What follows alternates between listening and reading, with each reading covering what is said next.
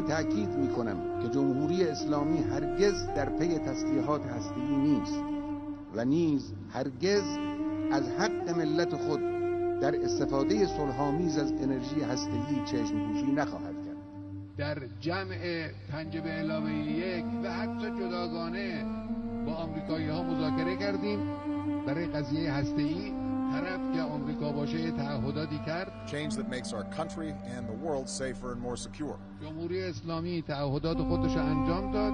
اون طرف بدقول، بدعهد، بدحساب داره دبه میکنه. تا الان دبه کرده است.